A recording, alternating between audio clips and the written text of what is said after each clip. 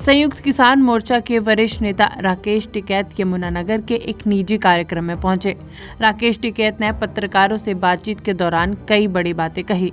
राकेश टिकैत ने कहा कि सरकार चुनाव के बाद तक आंदोलन को चलाना चाहती है। किसान नेता हर मुद्दे पर सरकार से बातचीत करने के लिए तैयार है। राकेश टिकैत ने कहा कि हमने पंजाब किसान संगठनों को 8 खास बूंदें भेजी है, जिसमें सबसे जरूरी आपसी तालमेल है।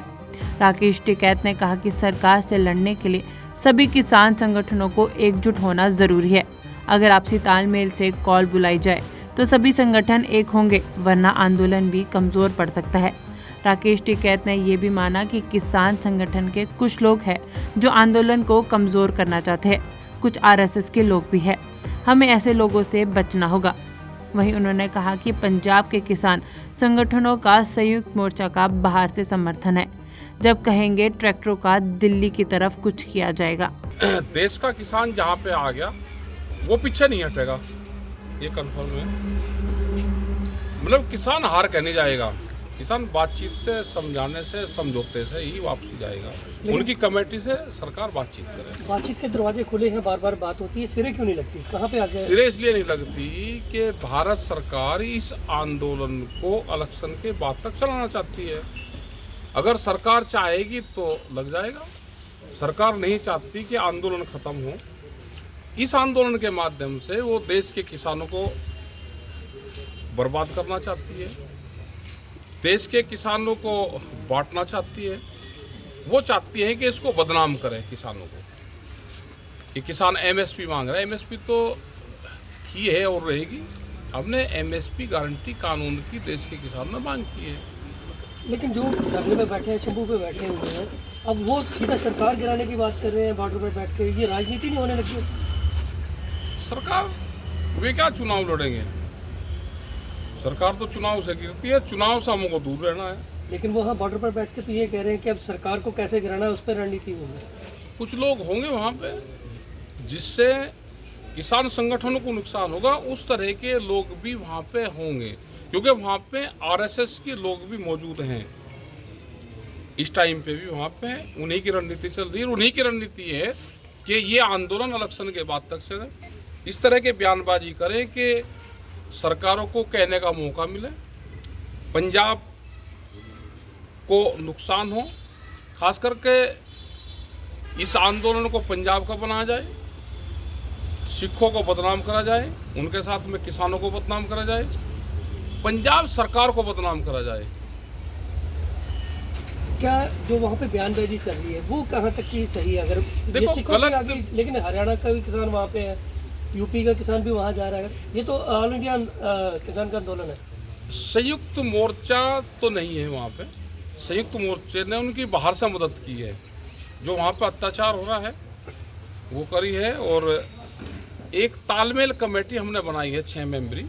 वो तालमेल कमेटी उनसे बातचीत करे, वार्ता में भी शामिल हो और आंदोलन में भी शामिल हो। वो तालमेल कमेटी से बात करके ही सारी चीज़ें होगी। वो हो जाएगा।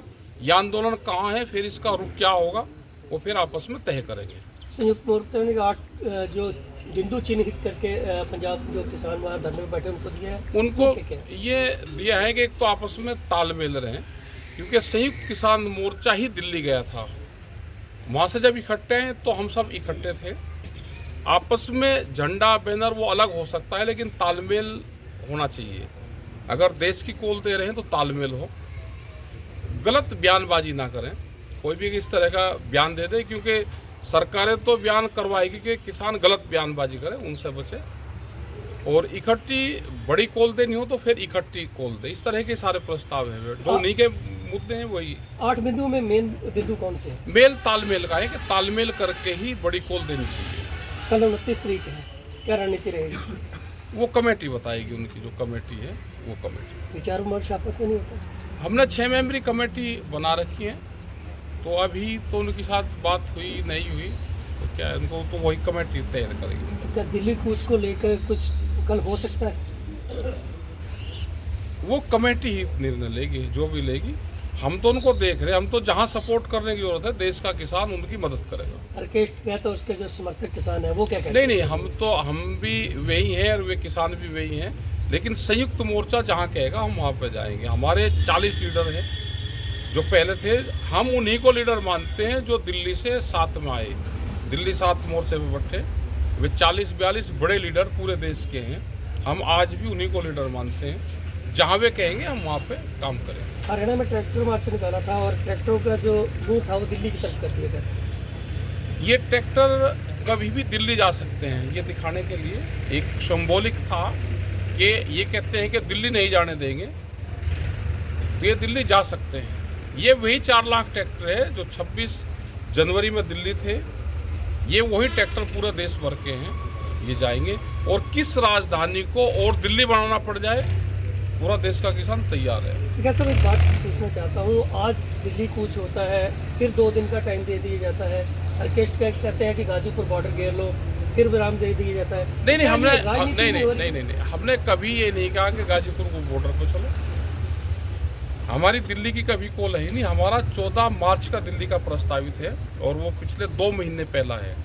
हम 14 मार्च को दिल्ली जाएंगे, 1 दिन के लिए जाएंगे। तो ये सब कुछ हो रहा है, ये क्या है? आज दिल्ली चलो, फिर 2 दिन का आराम। वो तो जो उनकी कमेटी है वही बता सकते। मानते हैं कि राजनीति है इसमें? नहीं, राजनीति तो क्या किसान क्या राजनीति करेगा, अपनी बात कहता है किसान।